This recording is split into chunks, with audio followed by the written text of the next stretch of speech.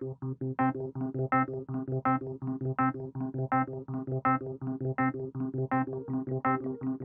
really followed the entire course of the river. And so we were surprised to see how even at the upstream communities, we see people using water refilling stations. For example, in Rodriguez, which I think they changed it back to Montalban.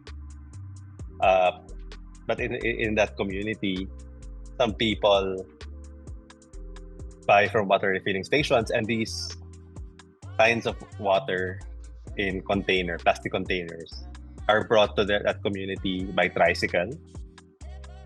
So there's so much energy spent just to get water to a particular place, even though this is already riverside communities where you would expect so much water, and yet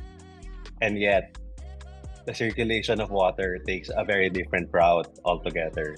So that's one surprising finding. And another surprising finding, and quite unfortunate, is that many people, some who are really very, very economically deprived, would really drink water even without any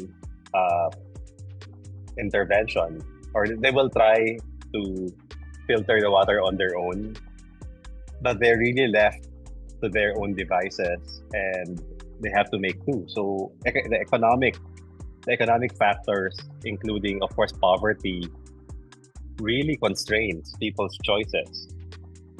But even then, which is another, maybe my last surprising finding, even in these situations where people's ability to access water is limited, they would still reserve the best water for their children.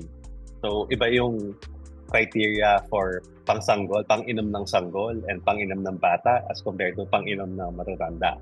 I also want to highlight this interesting concept of sanayan that we encountered. Water as itself is not necessarily good or bad, or safe or unsafe, but the evaluation of water quality also depends on the evaluator, the person who consumes the water. And there's such a thing as sanayan. So people say, yeah, ininom namin yung tubig na sa sapa dahil sanay na kami. And people who are also drinking water from the tap, especially the adults, they might say it's okay because sanay na kami.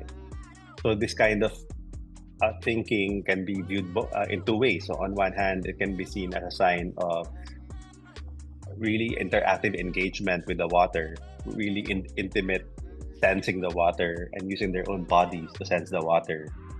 But at the same time, it can legitimize the poor quality of water, because instead of the water adjusting to people and our society demanding for quality water, it can also mean that people will just adjust to the water itself, which is not ideal, because in the process they encounter so many, or they make themselves at risk for different kinds of diseases. Most of the people we interviewed are from low-income communities, kasi nga we were interviewing people along the river, and the people who live in these riverside communities tend to be belonging to the more low-income sector.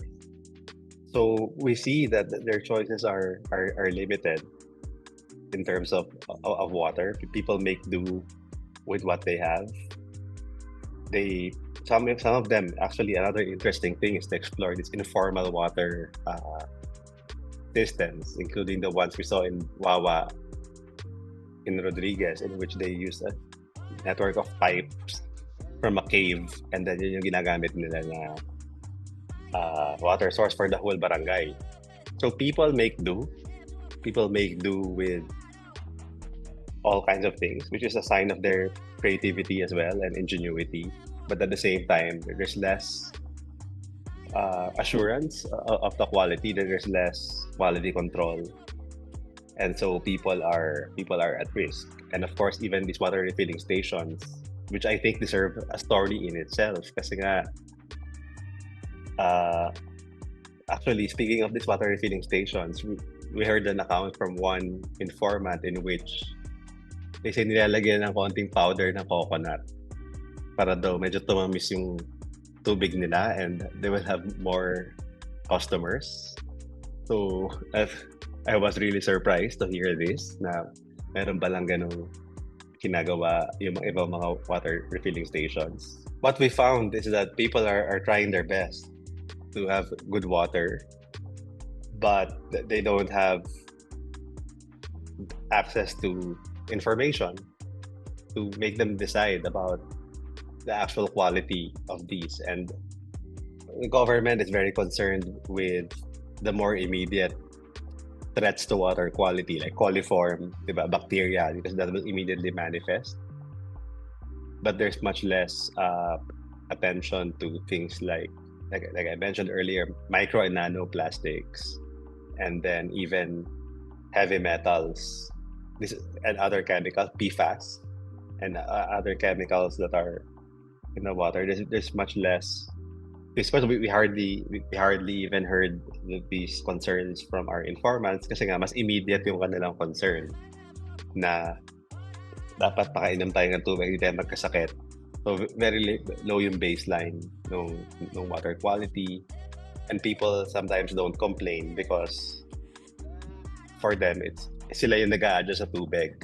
So the concept of sanayan is a bit problematic, 'di ba? Na on one hand, we can see it as a sign of resilience or resistance, but it shows how instead of the water being adapted to people's needs, it's people adapting themselves to what the water is available.